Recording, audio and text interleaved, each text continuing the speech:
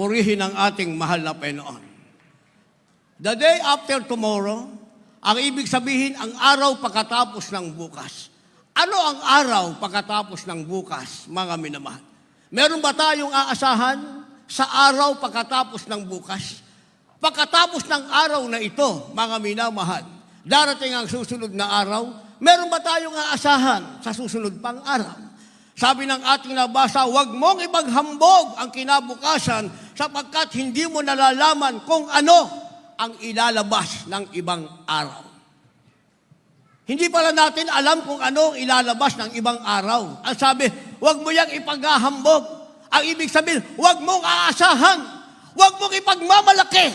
Huwag mong sasabihin sa araw ng bukas, may katuparan ng pangarap mo.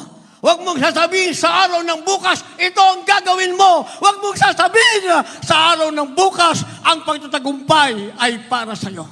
Dahil banal na kasulatan na nagsasabi, mga minamahal, ang araw pagkatapos ng bukas ay hindi natin alam kung ano ang mangyayari. Ano ang sinasabi ng banal na kasulatan?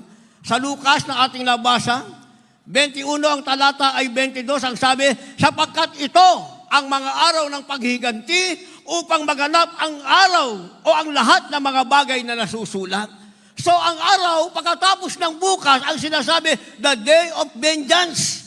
Araw ng paghihiganti, ang sabi, upang magkaroon ng katuparan ang mga nasusulat. Kaya bago pa magkaroon ng katuparan ng pangarap mo, magkakaroon din ng katuparan ang nasusulat. Ang tanong, sino ang unang magaganap o ano ang unang magaganap? Ang pangarap mo ba o ang sinasabi ng banal na kasulatan? Kung ang pangarap mo ang nagkaroon ng kaganapan, and that is not a vengeance, that is not the day of vengeance, sabihin natin, nasa iyo ang pagkakataon. Pero kung nasa iyo ang pagkakataon at sa pagkakataon mo, iniwan mo ang ating pinakamamahal na Jesucristo dahil ikaw ay nakapokus sa iyong pangarap, pagkatapos ng araw, meron na namang bukas at pagkatapos ng bukas ay may kinabukasan and maybe that is the day of vengeance. Kung dumating na ang araw ng paghihiganti, ang meron ka, pakikinabangan mo ba? Ang katuparan ng pangarap mo, pakikinabangan mo ba? Ano ang sabi ng ating nabasa? Verse 25, ang sabi, magkakaroon ng mga tanda sa araw at buwan at sa mga bituin. At sa lupa'y magkakaroon ng kasalatan sa mga bansa na matitilihan dahil sa ugong ng mga dagat at sa mga daluyong. Magkakaroon pala ng kasalatan, mga minamahal. Sa pandemic nga lang na ating naranasan, sa COVID pa lang, maraming pangarap lang bumagsak, mga minamahal. Dito lang, yung iba, hindi na sila updated. Pero ang totoo niya, kahit ang mararangal na tao, nawala sa sarili nila sa panahon ng pandemic na yan. Na kung tutusin na sa kanila ang lahat ng bagay, bakit pagdating ng pandemic, nawala sila sa sarili? Isang kilalang taong mayaman sa Pilipinas na ito, dahil dyan, namatayan ng anak, mga minamahal. Sa ibang bansa, marami tayong kababayang binawian ng buhay. Iba't ibang lahing binawian ng buhay, mga minamahal. Ang tanong, bit-bit ba nila yung kanilang pangarap? Nakatulong ba sa kanila yung sinasabing pangarap pagdating ng tinatawag ng araw ng paghihiganti?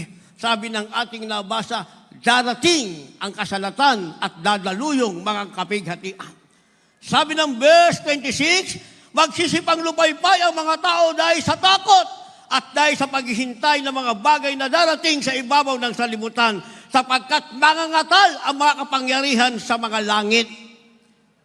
Ayun ang kaganapang sinasabi, panglulupaypay. Wala nang lakas, wala nang Diyos na mayroong pag-ibig, wala nang Diyos magpapabay ng iyong pangailangan na, wala nang Diyos na magliligtas sa iyo sa pagkapahamak, sapagkat ang kinabukasan sa araw ng bukas ay araw ng paghiganti ng ating pinakamamahal na Panginoong Jesucristo.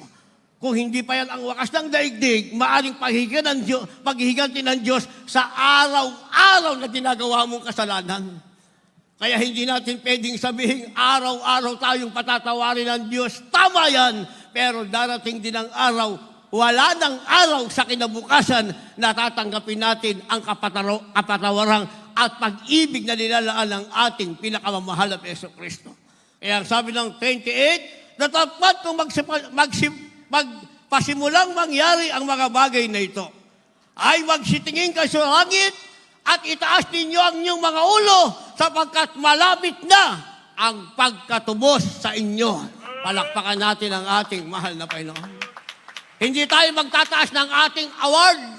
Hindi tayo magtataas ng ating achievement.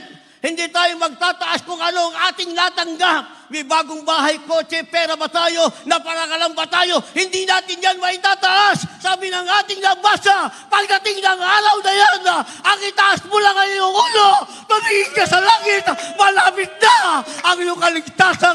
Ipagkakaloob ng ating Panginoon na ang pagiging ng Diyos ay hindi para sa iyo. Yan ay para sa mga taong tumalikod at ayaw maglingkod sa ating Panginoon. Ang sinasabing end time events ay magkakagaroon ng kaganapan sa kanila. Ang sinasabi ang araw pagkatapos ng bukas ay magiging pagkapahamak at hindi pagkaligtas sa kanila. Pero ikaw na nagpapatuloy at naglilingkod sa mahal na Panginoon, ang sinasabing the day after tomorrow ay kaligtasan para sa iyo. Ang simple mong gagawin, itaas ang iyong mata sa langit at makikita mo ang pagliligtas na gagawin ng ating mahal na Panginoon.